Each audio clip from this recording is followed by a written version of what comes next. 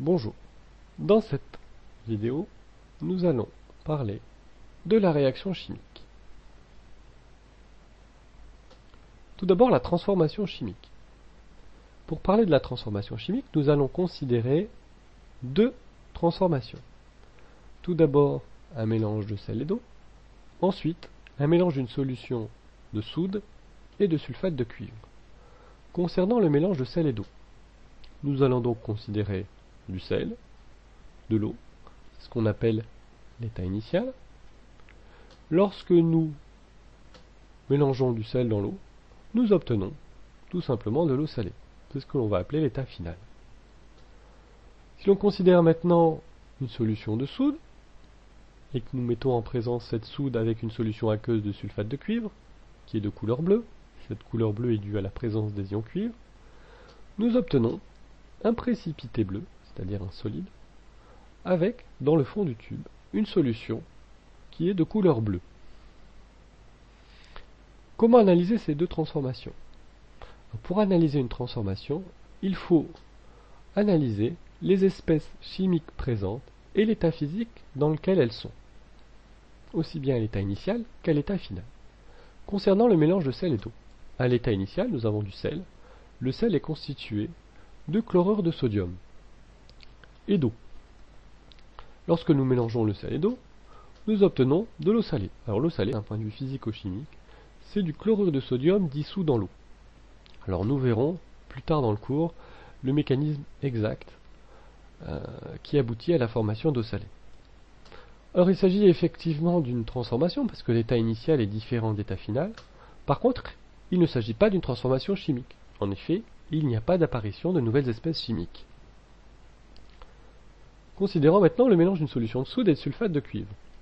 À l'état initial, nous disposons donc d'une solution aqueuse de sulfate de cuivre qui est constituée d'ions cuivre, Cu2+. La notation AQ entre parenthèses, c'est pour indiquer que ces ions cuivre sont en solution aqueuse, c'est-à-dire dans l'eau, et d'ions sulfate, SO4-.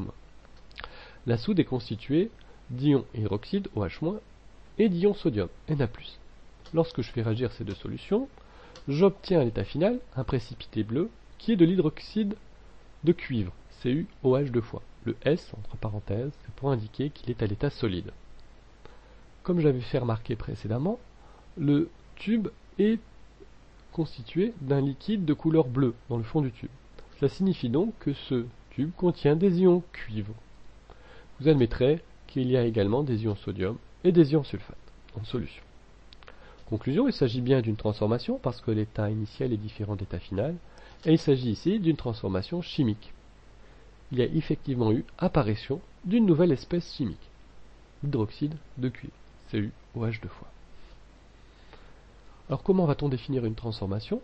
On dira qu'il y a transformation chimique lorsqu'il y a disparition d'espèces chimiques et apparition de nouvelles espèces. Concernant la réaction chimique maintenant, comment définit-on une réaction chimique? La réaction chimique, c'est le processus qui explique comment les espèces chimiques sont transformées. C'est-à-dire que la réaction chimique explique comment on est passé de l'état initial à l'état final. Les espèces chimiques qui disparaissent sont appelées réactifs. Les espèces chimiques qui apparaissent seront appelées produits. On va prendre un exemple pour détailler un petit peu tout ça, et on va évidemment considérer le mélange de la solution de soude et de sulfate de cuivre. Je rappelle que la transformation considérée était la suivante. Donc on avait mélangé à l'état initial une solution aqueuse de sulfate de cuivre et de soude, pour obtenir un précipité d'hydroxyde de cuivre. Et cet hydroxyde de cuivre était la nouvelle espèce chimique qui était apparue. Et donc par définition, l'hydroxyde de cuivre est le produit. Alors ce produit est nécessairement issu des réactifs. Ça veut donc dire, vu que ce produit contient l'élément cuivre, que les réactifs contiennent l'élément cuivre. Et donc, l'un des réactifs est nécessairement l'ion cuivre. Si j'analyse le produit, on voit que ce produit contient l'élément O et H. Et si on regarde l'état initial, on voit que seul l'ion hydroxyde contient les éléments O et H. Et donc, les deux réactifs sont les ions cuivre et les ions hydroxyde. Vous remarquerez qu'il y a un réactif qui est présent à l'état final. C'est cet ion cuivre qui donne la couleur bleue à la solution dans le tube, à l'état final. Dernière chose, deux espèces chimiques dont on n'a pas parlé, les ions sulfate et les ions sodium. Alors pourquoi n'en avons-nous pas parlé? Tout simplement parce que ces deux espèces ne participent pas à la transformation. On les retrouve donc telles quelles à l'état final. Alors comment va-t-on décrire cette réaction chimique? De la manière suivante. On va simplement indiquer que les ions cuivre réagissent avec les ions hydroxyde pour former de l'hydroxyde de cuivre. Cette phrase, qu'on appelle donc réaction chimique, explique bien comment on est passé de l'état initial à l'état final. On peut aussi écrire ça de la manière suivante. Ion cuivre plus ion hydroxyde se transforme en hydroxyde de cuivre. Cette phrase, qu'on appelle réaction chimique, explique donc bien le processus de transformation. Alors vous voyez bien que cette phrase, bien qu'elle permette d'expliquer le processus, est incomplète. Parce qu'elle ne dit pas dans quelle proportion on réagit les réactifs. Et pour cela, nous avons besoin d'une dernière notion qui est l'équation chimique. Alors l'équation chimique, c'est l'écriture symbolique de la réaction chimique. C'est-à-dire, je reprends ici l'écriture de la réaction. On va écrire cette réaction avec les symboles.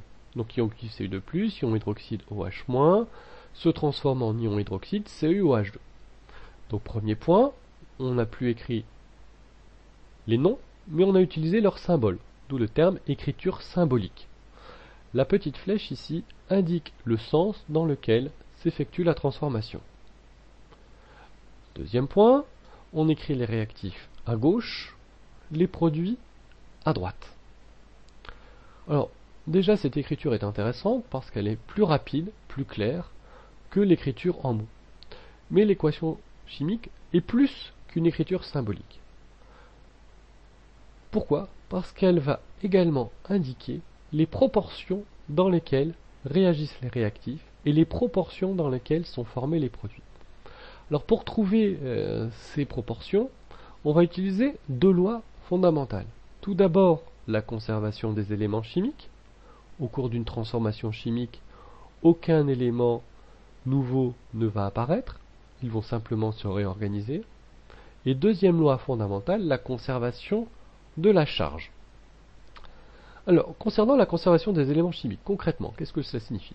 Cela signifie que tous les éléments chimiques présents dans les réactifs se retrouvent dans les produits. Ici, j'ai un élément Cu. Je vais donc obtenir dans les produits un élément Cu. Dans les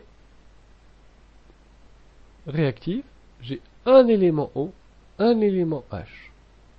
Or, si je regarde les produits, j'ai deux éléments O, deux éléments H. Ça signifie qu'il doit donc y avoir deux OH-, afin qu'il y ait autant d'éléments O et H dans les réactifs que dans les produits. Alors, ce nombre 2 est appelé nombre stoichiométrique. Concernant les nombres stoichiométriques, lorsque ce nombre vaut 1, il n'est pas écrit. C'est-à-dire qu'à gauche de Cu2+, en fait, il y a 1. À gauche de CuOH2, en fait, il y a 1 également. On vient donc de vérifier la conservation des éléments chimiques. Maintenant, concernant la conservation de la charge, on voit qu'à sur Cu2+, il y a deux charges plus. Et pour les charges moins, il y a une charge moins sur OH-, mais il y a deux OH- qui réagissent. Ce qui signifie donc qu'en termes de charge, il y a deux charges plus deux fois une charge moins, donc deux charges moins, ce qui signifie que la charge globale des réactifs est égale à 0. Si on regarde la charge des produits, elle est également égale à 0. Donc, c'est également équilibré en charge. Pour terminer, nous allons voir deux équations chimiques. La première, qui ne comporte pas de charge. Donc, on ne va avoir uniquement à se préoccuper que des éléments. Alors, comment équilibre-t-on une équation chimique de cette sorte? On s'intéresse toujours au réactif le plus compliqué, entre guillemets, c'est-à-dire celui qui contient le plus d'éléments chimiques. Et avoir en tête qu'il faut équilibrer en dernier l'élément chimique le plus simple, c'est-à-dire celui qui contient le moins d'éléments. Ici, O2 ne contient qu'un élément. C'est donc celui-là qu'on équilibrera en dernier. Si je regarde cette espèce chimique-là, C3H8, elle contient 3 atomes de carbone, ce qui signifie que dans les produits, je devrais avoir 3 éléments carbone, donc 3 CO2.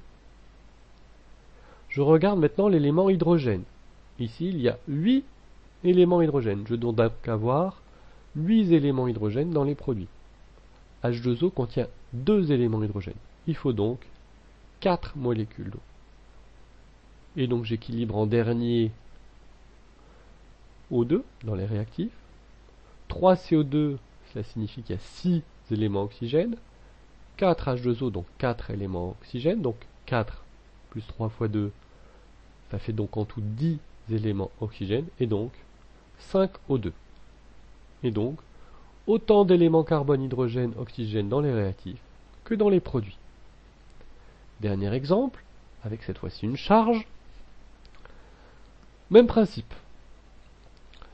On équilibre en dernier les éléments les plus simples. On voit qu'ici, donc d'abord en termes d'éléments, H2, donc 2 éléments hydrogène dans les produits. Je dois donc avoir 2 éléments hydrogène dans les réactifs.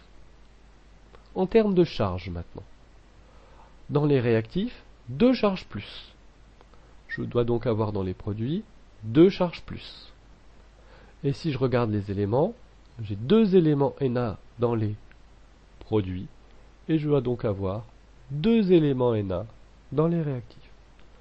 Voilà pour la deuxième réaction, elle est équilibrée aussi bien en éléments qu'en charge. Voilà, c'est tout pour cette vidéo, je vous remercie.